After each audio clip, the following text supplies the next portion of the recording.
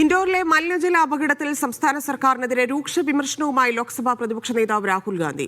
ജനങ്ങൾക്ക് വിഷം വിതരണം ചെയ്തു, ദുർഗന്ധം വമിക്കുന്ന വെള്ളം നൽകിയതിൽ പരാജയപ്പെട്ടിട്ടും ഭരണകൂടത്തിന്റെ നടപടി ഉണ്ടായില്ല. ശുദ്ധജലം ഒരു ഔദാര്യമല്ല, അത് ജീവിക്കാനുള്ള അവകാശമാണെന്നും രാഹുൽ ഗാന്ധി എക്സിൽ കുറിച്ചു.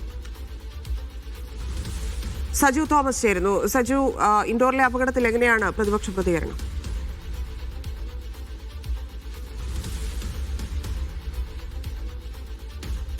ധന്യ, ഇൻഡോറിൽ മലിനജലം കുടിച്ചുണ്ടായ അപകടവുമായി ബന്ധപ്പെട്ട് വലിയ രാഷ്ട്രീയ വിവാദത്തിലേക്ക് ഇപ്പോൾ കടക്കുകയാണ്. പ്രത്യേകിച്ച് രാഹുൽ ഗാന്ധി അല്പസമയം മുമ്പാണ് എക്സ് പോസ്റ്റിലൂടെ മധ്യപ്രദേശ് സർക്കാരിനെ വലിയ തോതിൽ വിമർശിക്കുന്നത്. പ്രത്യേകിച്ച് അവിടെയുള്ള ജനങ്ങൾക്ക് വിഷമാണ് വിതരണം ചെയ്തത്.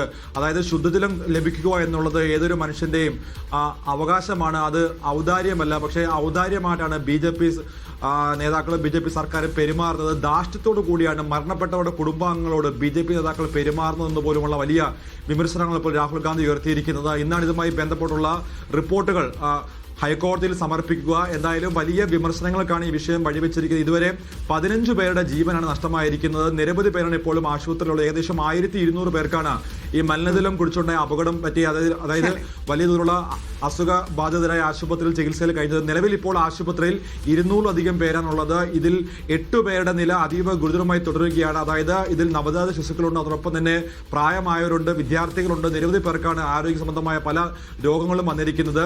അതായത് ഇവരുടെ ആന്തരിക അവയവങ്ങൾക്കാണ് ഇപ്പോൾ വലിയ തോതിലുള്ള പ്രശ്നങ്ങൾ വന്നിരിക്കുന്നത്. സംഭവവുമായി ബന്ധപ്പെട്ട് മധ്യപ്രദേശ് സർക്കാരിനെതിരെ BJP നേതാക്കൾക്കെതിരെ വലിയ വിമർശനങ്ങൾ ഉയർന്ന പശ്ചാത്തലത്തിലാണ് ഇപ്പോൾ രാഹുൽ ഗാന്ധി പോലും വലിയ വിമർശനവുമായി രംഗത്തെത്തിയിരിക്കുന്നത്. രാഹുൽ ഗാന്ധി ഇപ്പോൾ പ്രധാനമായിട്ട് ഉയർത്തിക്കാണിക്കുന്നത് അവിടുത്തെ മധ്യപ്രദേശിലെ ഭരണകൂടം ഉറക്കത്തിലായിരുന്നു. അതുകൊണ്ട് തന്നെയാണ് ഇത്തരത്തിലുള്ള വലിയൊരു സംഭവം ഉണ്ടായത്.